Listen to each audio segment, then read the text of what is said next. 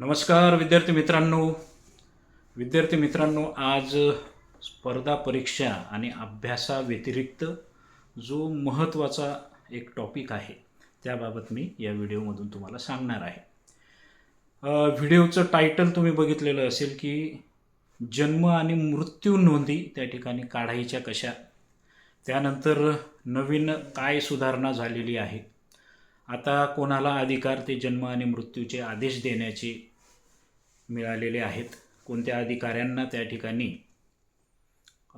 अधिकार केंद्र शासनाने बहाल केलेले आहेत, आणि आपली जर जन्म नोंद नसेल, आपली जर मृत्यू नोंद नसेल तर ती काढताना कोणकोणत्या कागदपत्रांची आवश्यकता असणार आहे याबाबतचा आजचा व्हिडिओ आहे.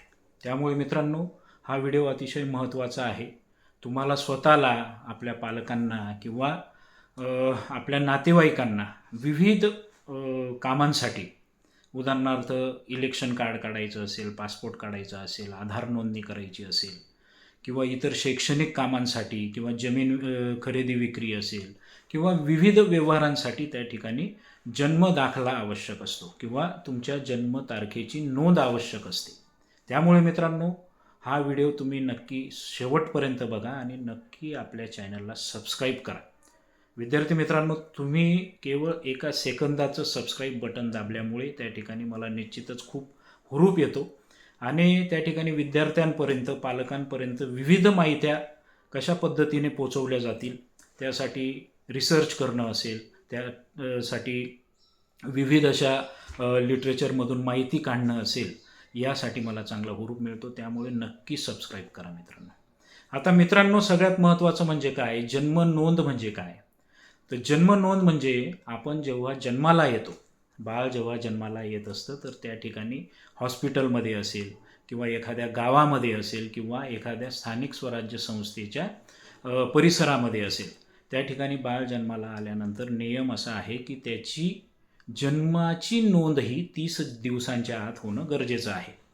मग ही 30 दिवसांच्या आतची जी नोंद असते, आता जनरली हॉस्पिटलमध्ये बऱ्याच बाळांचा जन्म होत असतो. मग हॉस्पिटलच काय करतं, तर एक त्यांचा दाखला तयार करत असतं आरोग्य विभागाचा, आणि हा दाखला ते मनपा, महानगरपालिका असेल किंवा ग्रामपंचायत असेल किंवा जे जन्माची नोंद घेणारे निबंधक असतील तर त्यांच्यापर्यंत हे पोचवायचं काम दवाखान्यातून केला जातो. बऱ्याच ठिकाणी आता आदिवासी क्षेत्र आहे, ग्रामीण भाग आहे, त्या ठिकाणी दाई ज्या असतात तर त्या बाळाचा जन्माची प्रक्रिया करत असतात, त्यानं बाळंतपणाची प्रक्रिया ज्याला आपण थोडक्यात म्हणतो, किंवा खाजगी दवाखाने असतात ग्रामीण भागामध्ये, आदिवासी भागामध्ये. मग अशा ठिकाणी जन्माची नोंद ही 30 दिवसाच्या आत होत नाही, आणि काही कारणांमुळे, आता शहरी भाग जरी असला तरी शहरी भागामध्ये बऱ्याच वेळेला जन्माची नोंद ही राहून जात असते, आणि जन्माची नोंद ही 30 दिवसाच्या वर गेली किंवा 1 वर्षाच्या वर गेली तर त्याला स्थानिक स्वराज्य संस्था किंवा ग्रामपंचायत जी असते तर ती नोंद करून घेत नाही. तर अशा नोंदीसाठी पूर्वी 2013 पूर्वीपर्यंत जो जन्म मृत्यू नोंदणी कायदा होता 1969चा, तर त्या कायद्याच्या अनुषंगाने तहसीलदार यांना 2013 पूर्वी पॉवर होते. परंतु अशा जन्म नोंदणीचे आदेश देण्याचे पॉवर हे माननीय उच्च न्यायालयाने त्या ठिकाणी एक आदेश 2013 नंतर दिला की जन्माच्या नोंदीचे अधिकार जे आहेत ते प्रथम श्रेणी न्यायदंडाधिकारी, JMFC ज्यांना म्हटलं जातं, किंवा शहर न्यायदंडाधिकारी यांना त्या ठिकाणी देण्यात आले. म्हणजे 2013 नंतर तहसीलदारांचे अधिकार काढून किंवा कार्यकारी दंडाधिकारी यांचे अधिकार काढून त्या ठिकाणी कोर्टाला ते अधिकार देण्यात आले. मग या दरम्यान काय झालं मित्रांनो, की 2013 नंतर कोर्टाकडे ऑलरेडी भरपूर केसेस असतात, भरपूर कामं असतात, आणि त्यामध्ये जन्म आणि मृत्यूच्या नोंदी, त्यांचे सुनावण्या घेणं, त्यांचे आदेश पारित करणं, तर हे जिकिरीचं होऊन बसलं. कोर्टामध्ये बऱ्याचशा केसेस पेंडिंग राहायला लागल्या. बऱ्याचशा पालकांच्या किंवा बऱ्याचशा नागरिकांच्या ज्या जन्म नोंदीचे आदेश होते तर ते विलंबाने मिळायला लागले. त्यानंतर वकिलांमार्फतच कोर्टामध्ये आपल्याला दाखल करावं लागत असतं, तर त्याला येणारा खर्चसुद्धा सामान्य नागरिकाला परवडण्याजोगा नव्हता.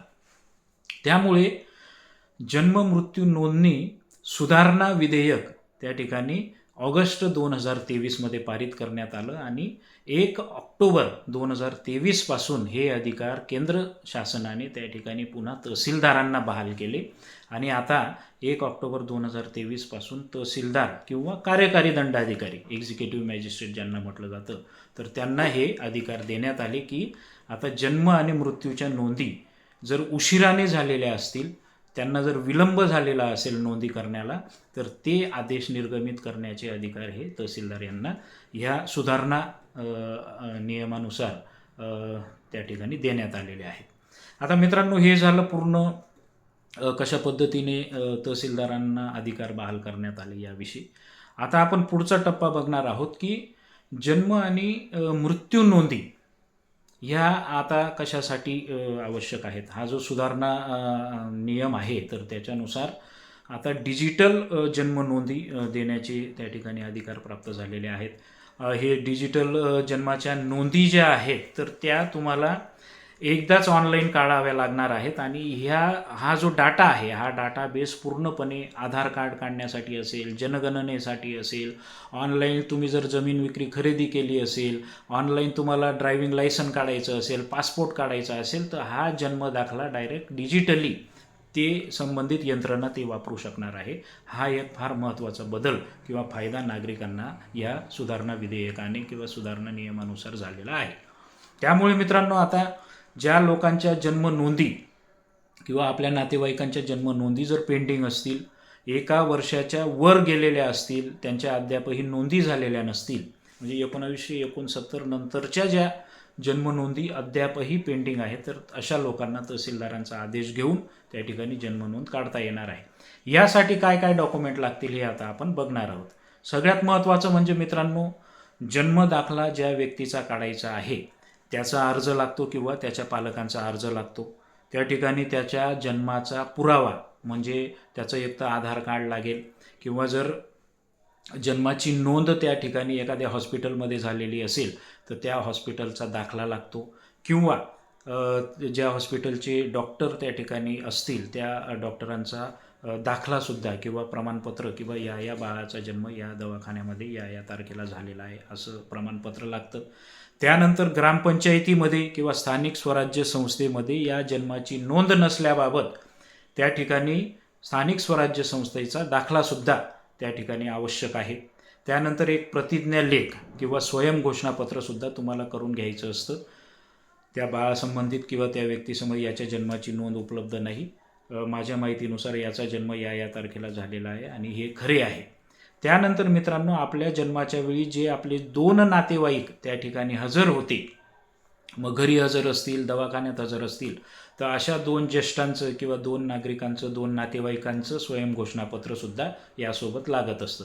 मग हे पूर्ण प्रकरण तहसील कार्यालयामध्ये जमा केल्यानंतर तहसीलदार हे 15 दिवसांच्या कालावधीमधील एक जाहीरनामा गावामध्ये किंवा त्या स्थानिक स्वराज्य संस्थेच्या ठिकाणी प्रसिद्ध करतात आणि हा जाहीरनामा प्रसिद्ध झाल्यानंतर संबंधितांना बोलावलं जातं, त्यांचा जबाब घेतला जातो आणि त्यानंतर मग तहसीलदार हे जन्म दाखला किंवा जन्माचा आदेश पारित करत असतात. ही झाली जन्म नोंद कशा पद्धतीने मिळवायची पद्धत. मित्रांनो, यासाठी जो शासकीय खर्च आहे, तहसील कार्यालयामध्ये 1 रुपयासुद्धा तुम्हाला खर्च लागणार नाही. फक्त जे काही कागदपत्र आपण तयार करतो, उदाहरणार्थ काही अर्ज लिहून घेणार असू, एखाद्याकडून टाईप करून घेणार असू, त्या अर्जाची फी असेल, ॲफिडेविट करत असाल तर ॲफिडेविटची फी असेल किंवा स्वयं घोषणापत्र असेल तर त्या ठिकाणी जे काही डॉक्युमेंटेशन प्रोसेसिंगला लागतं तर तो खर्च बाहेर वेंडर, जे काही शासकीय वेंडर्स वगैरे असतात त्यांच्याकडून तयार करून घेऊ शकतात किंवा जर तुम्ही अर्ज स्वतः स्वहस्ताक्षराने लिहित असाल तर ते सुद्धा चालतं. त्यामुळे तहसील कार्यालयात या जन्म नोंदी आदेशाला 1ही रुपया खर्च लागत नाही. आता दुसरा विषय जो आहे तो मृत्यू नोंद आदेशाचा. बऱ्याच वेळेला काय होतं मित्रांनो, एखाद्या व्यक्तीचा त्या ठिकाणी मृत्यू होऊन जात असतो आणि या मृत्यूची नोंदसुद्धा बऱ्याच वेळेला आढळत नाही. मग ही नोंद बऱ्याच वेळेला काय होतं की एखाद्या ठिकाणी मृत्यू झालेला असेल त्या व्यक्तीचा तर त्या स्थानिक स्वराज्य संस्थेमध्ये आपले नातेवाईक ती नोंद करून घेत असतात, परंतु एखाद्या वेळेस जर मृत्यू नोंद राहिली असेल तर सेम प्रक्रिया राबवायची आहे. त्यासाठी ज्याचा मृत्यू झालेला आहे त्या व्यक्तीच्या नातेवाईकाचा किंवा मुलाचा किंवा कोणी त्याचे असतील घरामधले तर त्यांचा अर्ज लागतो. त्या ठिकाणी त्याचं आधार कार्ड, मयत व्यक्तीचं आधार कार्ड असेल किंवा काही डॉक्युमेंट असतील तर ते सुद्धा जोडणं गरजेचं आहे. त्यानंतर सगळ्यात महत्त्वाचं म्हणजे जिथं मृत्यू झाला त्या दवाखान्याचा, डॉक्टराचा त्या ठिकाणी प्रमाणपत्र किंवा स्मशानभूमीतील जे व्यक्ती असतात त्यांचं प्रमाणपत्र लागतं. मृत्यू जर ज्येष्ठ व्यक्तीचा झाला असेल, प्रौढाचा झाला असेल तर त्या ठिकाणी जे उपस्थित असतात तर त्यांचंसुद्धा ॲफिडेव्हिट त्या ठिकाणी 2 व्यक्तींचं लागत असतं. या पद्धतीने पूर्ण डॉक्युमेंटेशन झाल्यानंतर मित्रांनो मग जाहीरनामा प्रसिद्ध होतो 15 दिवसाच्या मुदतीचा आणि ज्यांनी अर्ज केलेला आहे त्यांना बोलावून जबाब घेऊन मग तहसीलदार मृत्यू आदेशसुद्धा त्या ठिकाणी निर्गमित करत असतात. अशी सोपी पद्धत जन्म आणि मृत्यू नोंदणी आदेशाबाबत आहे. त्यामुळे मित्रांनो आपल्या घरामध्ये जर जन्म नोंद असेल किंवा कोणी आजोबा वगैरे कोणी वारलेलं असेल, मयत झालेले असतील, त्यांची मृत्यू नोंद नसेल तर या पद्धतीने तुम्ही जन्म आणि मृत्यूच्या नोंदीचा जो आदेश आहे तो तहसीलदार यांच्याकडून त्या ठिकाणी काढून घेऊ शकतात. मित्रांनो अतिशय सोप्या भाषेमध्ये मी तुम्हाला ही प्रक्रिया समजावून सांगितलेली आहे. जर काही प्रश्न असतील तर नक्की कमेंट करा आणि मित्रांनो चॅनलला नक्की सबस्क्राईब करा. व्हिडिओ आवडला तर लाईक करा, जेणेकरून अजून नवनवीन व्हिडिओ त्या ठिकाणी मी तुमच्यासाठी आणू इच्छितो आणि तुमच्यासाठी यानंतरसुद्धा आपल्या चॅनलच्या माध्यमातून विविध व्हिडिओ त्या ठिकाणी टाकू शकतो. मित्रांनो सगळ्यांना शुभेच्छा. जय हिंद.